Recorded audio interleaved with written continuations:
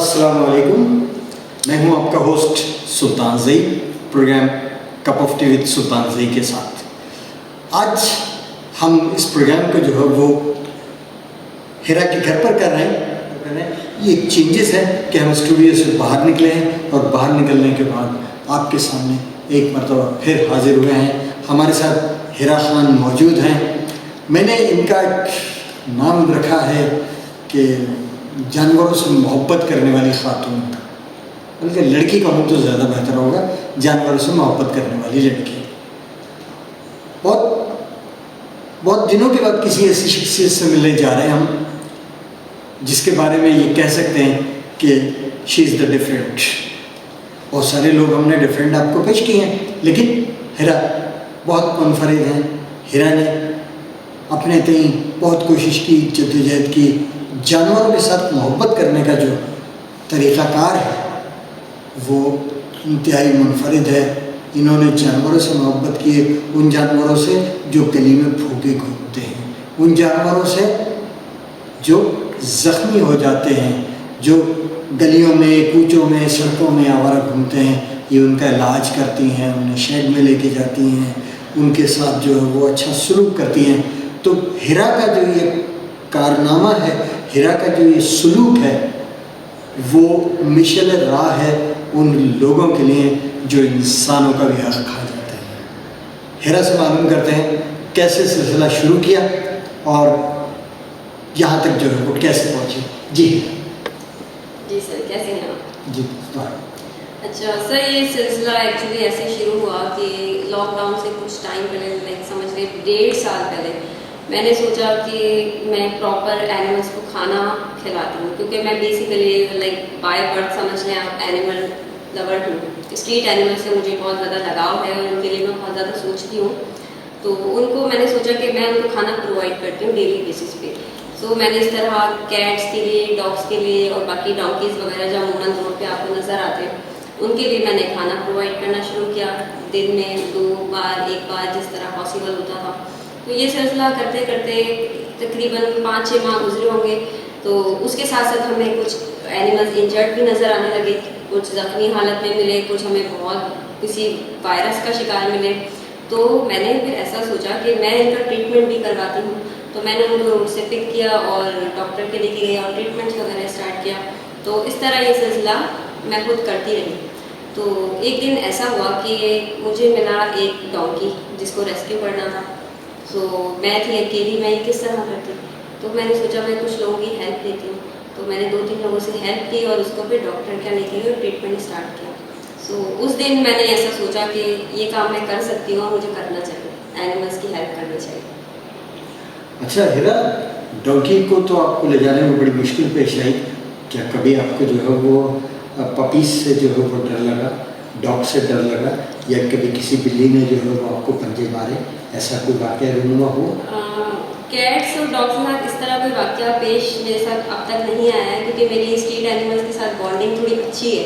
मैं उनको समझती हूँ, उनकी बॉडी लैंग्वेज को समझती हूँ कि उस टाइम वो क्या चाह रहे हैं। सो उसको देखते हुए मैं रेस्क्यू करती हूँ, उनको देखते हुए। अभी हम मौजूद हैं हिरा के साथ। हिरा से और बहुत सारी बातें करेंगे, इनसे पर्सनल किस्म की जो इंफॉर्मेशंस हैं, इनकी जो अपनी ज़ाती बातें हैं वो भी मालूम करेंगे। तब तक के लिए चलते हैं एक ब्रेक के पास और फिर आते हैं कुछ देर में।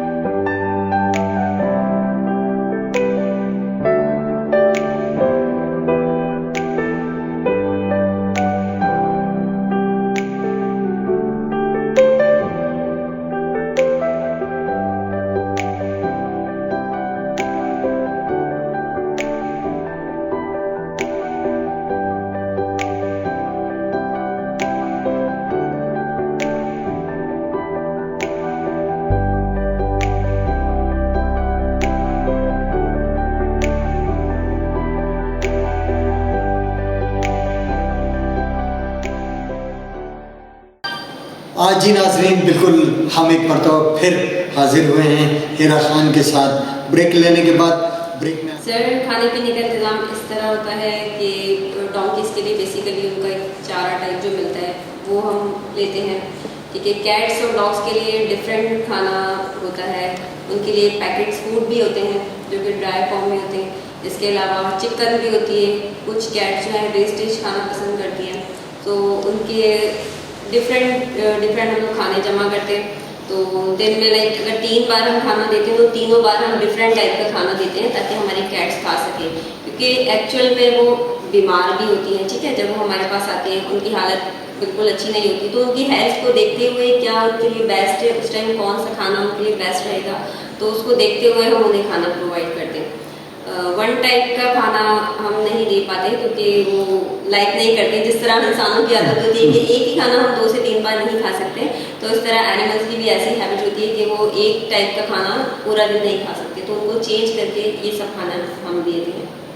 कैट्स और डॉग्स और डॉगी तक का तजर्बा रहा, कभी किसी घोड़े के साथ मसीहत की है आपने?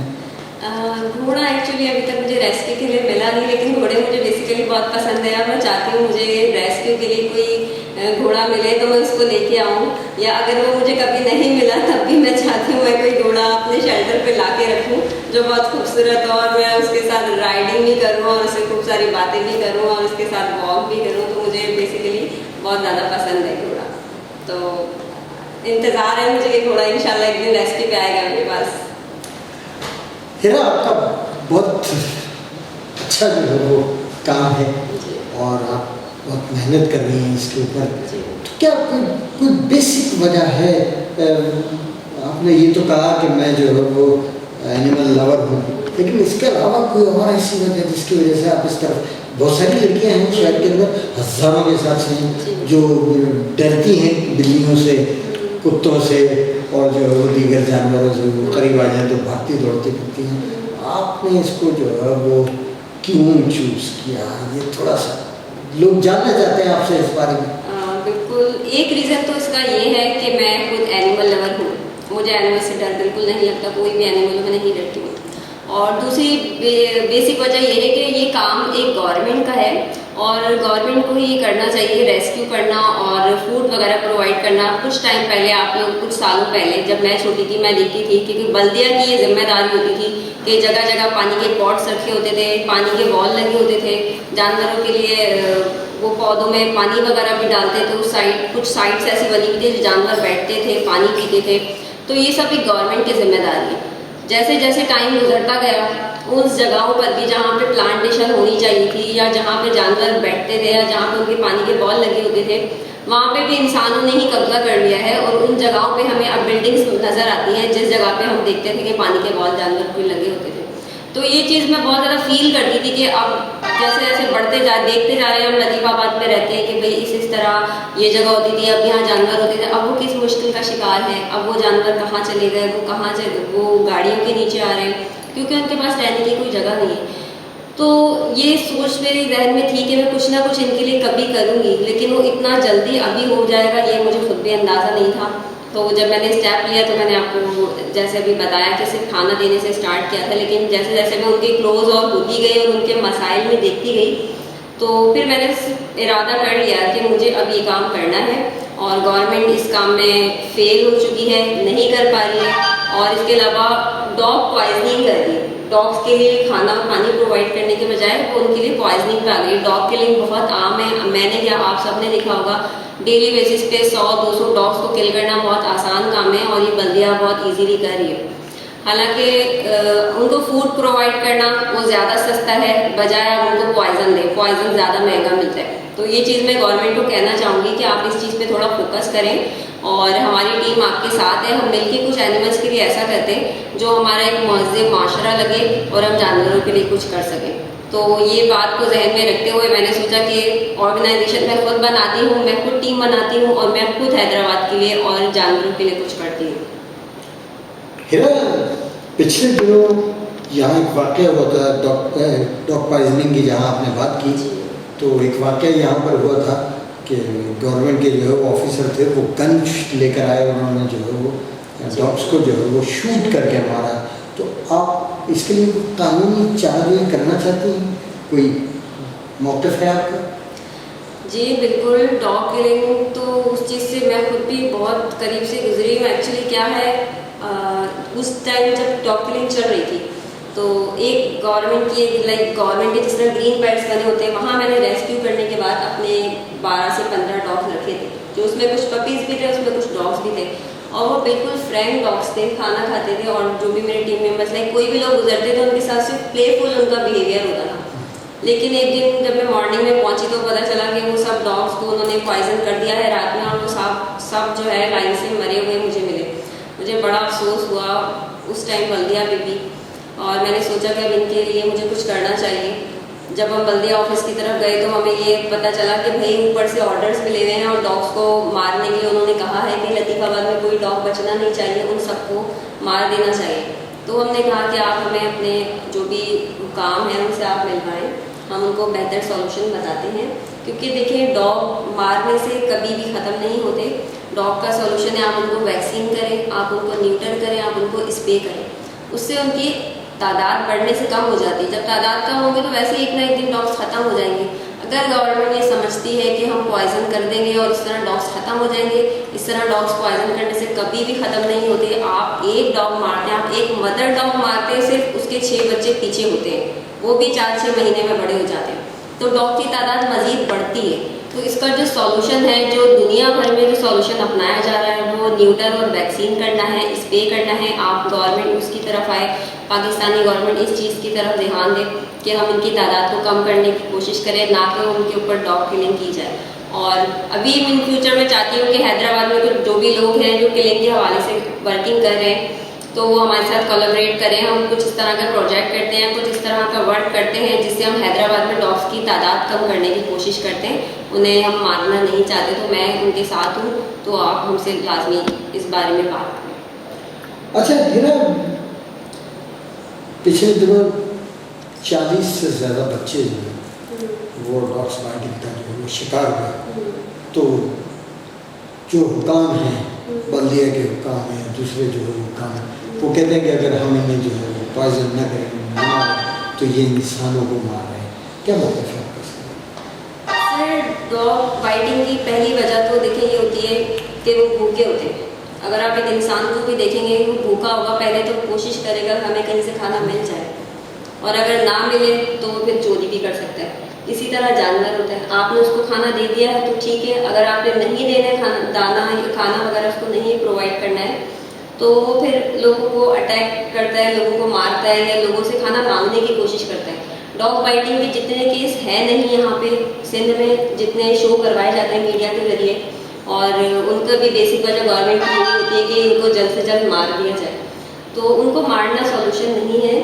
और अगर बाइट भी कर लिया है तब भी गवर्नमेंट की ही जिम्मेदारी है कि वो वैक्सीनेशन रखें। हॉस्पिटल्स में वैक्सीन उनके पास है नहीं, तो उनके पास डॉग के लिए भी कोई वैक्सीन नहीं है और इंसानों के लिए भी वैक्सीन नहीं है, तो इसके लिए तो इंसान भी परेशान है और जानवर भी परेशान है। तो ये सारी जिम्मेदारी गवर्नमेंट की आ जाती है, वो थोड़ा इस मामले में एक्टिव हो।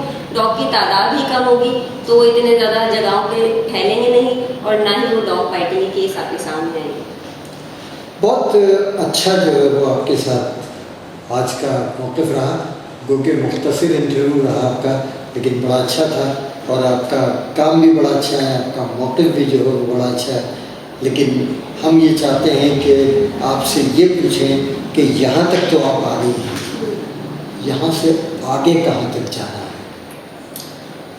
यहाँ से आगे बेसिकली देखिए ये सब काम करने के बाद फाइनली ये होता है कि एक शेल्टर हमारे पास होना चाहिए। एक शेल्टर मैंने खुद अभी रिसेंटली बनाया है एनिमल्स के लिए, जिसमें मैं इंजर्ड एनिमल्स रखती हूँ, और मैंने वहाँ एक क्लिनिक बनाया है जहाँ पर ट्रीटमेंट होता है। मैं इससे आगे ये कहना चाहूँगी, गवर्नमेंट से मैं अपील करना चाहूँगी कि वो लोग हमारा साथ दें और हैदराबाद में एक बड़ा शेल्टर बनाएं जो गवर्नमेंट की तरफ से होना चाहिए, क्योंकि यहाँ पे जानवरों के डॉक्टर भी अल्हम्दुलिल्लाह बहुत हैं और जानवरों के लिए एज वॉलंटियर काम करने वाले लोग भी बहुत हैं।